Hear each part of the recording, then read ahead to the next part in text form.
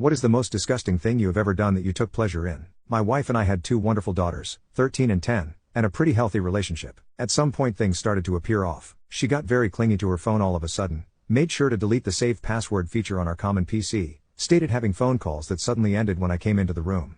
You can probably guess what it was. Now having 15 years of marriage behind us, I was hoping it wasn't what it obviously seemed to be. So one day when she told me she was going to spend some time with the girls, I decided to follow her. Sure enough, I find her driving to a hotel to meet with a guy I will call Steve. To say it was a gut punch was an understatement. I literally cried for an hour straight. After I was done with my self-wallowing phase, I decided the best course was getting even. I thought of several scenarios that may or may not have involved me hurting Steve. Eventually I decided to do things more civilly and more importantly legally, but only just. So the first part of the plan was gathering evidence. I could have just gotten a pie, but I had something better in mind. So one day when my wife was at her job and the kids at school, I installed some small secret cameras and microphones I had bought. Due to the setup of our bedroom, I even managed to get one perfectly overlooking the bed. I didn't however use them while I was at home. So a couple of days pass, when I proposed to my wife that the second to next weekend I should take the girls on a trip and stay a night too.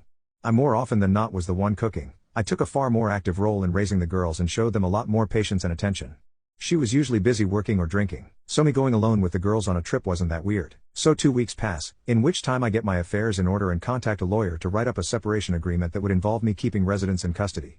I go on the trip, try to not give anything away to the girls and wait and see if Steve and my wife fall into the trap. When I returned I checked the recordings of the weekend, and sure enough it's a 36-hour fest. When they weren't doing the deed, the dialogue was something even better. I found out that Steve had a wife, but even worse, they also talked about me. And I heard the obvious character assassination that I expected about how small my PP was, an insecurity of mine, how I didn't satisfy her. But there was some really hurtful stuff, like her telling Steve some of my deepest secrets and shameful stories that I had only told her about, just so they could have a laugh. She even told him about my dope story and how I attempted to take my life when I was 16. So at this point I didn't have any doubts on what to do. The next day when the kids left, but before my wife left, I confronted her with the video and told her that either she signs the separation agreement and leaves the house or the girls are going to receive an in-depth explanation of all the positions in which mommy cheated on daddy.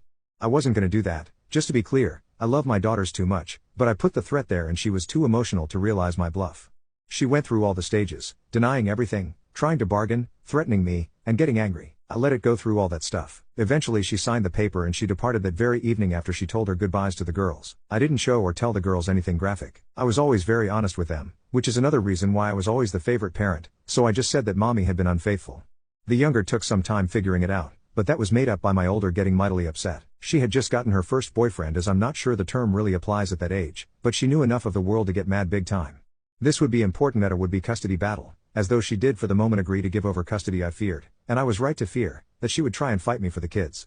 What I didn't expect was for her to use her visitation rights to talk crap about me. Basically she started telling my younger kid about how it was all my fault for not forgiving her. Her lawyer even started demanding she receive custody. So I finally activated my revenge plan. Enter trip to South Carolina. Why South Carolina? Simple. Fort Sumter. I really wanted my daughters to see it. I definitely did not go there because it is one of the last places where revenge porn isn't illegal, and where I could upload my wife and Steve's doings and intimate moments with no worries on the internet and other such sites, as you cannot be prosecuted for crimes that weren't illegal when and where they were committed.